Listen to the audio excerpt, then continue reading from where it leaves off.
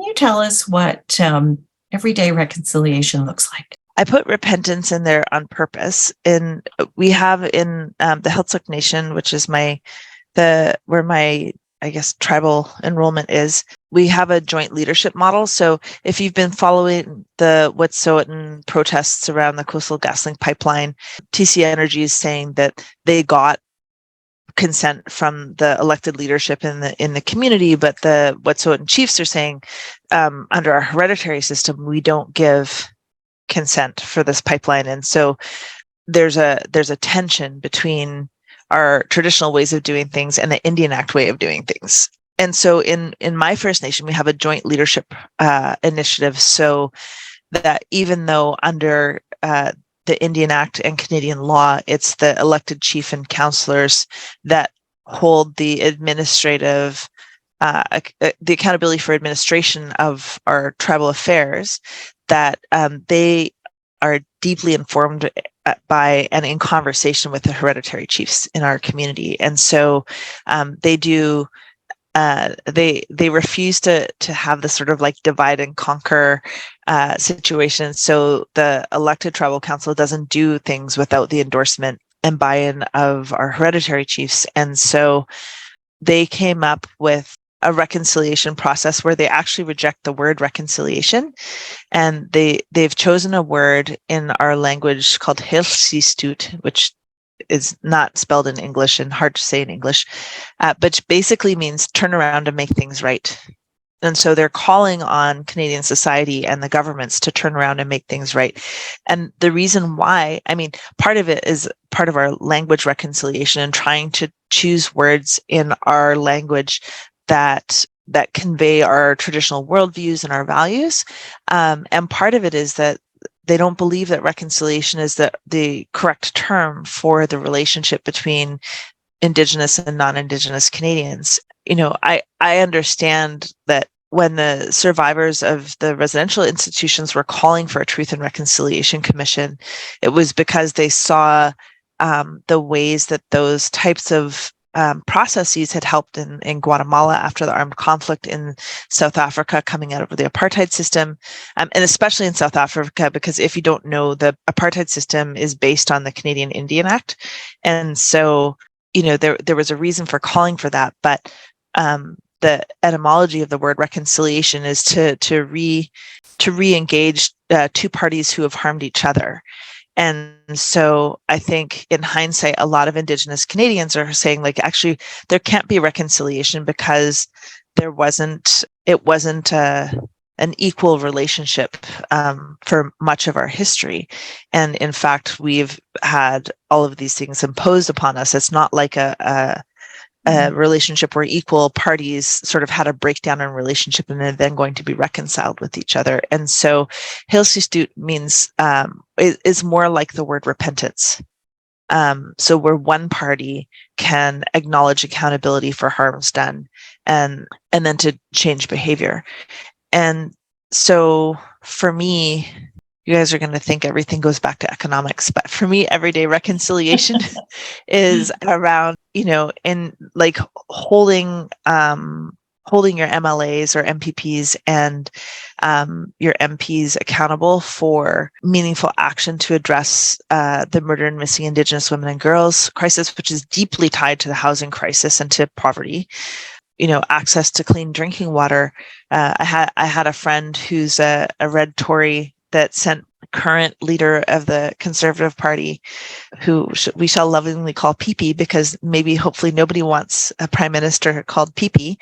You know, his video about he's politicking for the next election, but basically promising that the safe drinking water crisis in Indigenous communities is easy and he's just going to fix it. And which, one, not true, and two, if it was true, why didn't the Harper government do it in the 16 years that they were in power?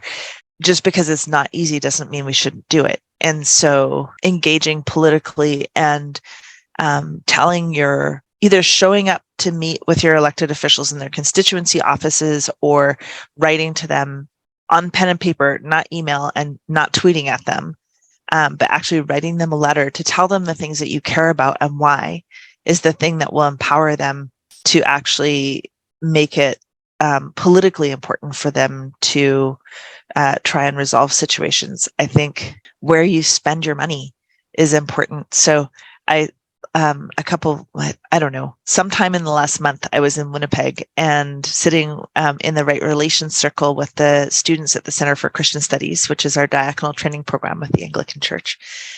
And one of the students from southeastern Saskatchewan kept joking about how, oh, I went to the Forks and I, did more on my part to bolster the local economy, investing my money in Winnipeg businesses.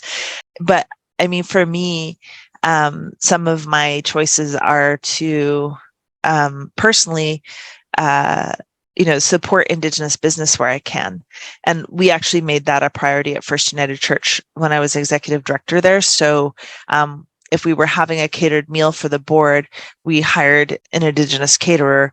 We had nearly 20% of our staff were Indigenous because the community that we served was 40% Indigenous, and we had about 45% of our staff were Indigenous or other people of color, because we wanted this highly racialized poor community to see themselves in our staff, including like right up to me as being the executive director, but there were a number of other directors and managers who were Indigenous. Hiring an Indigenous architecture firm to do the interior design package.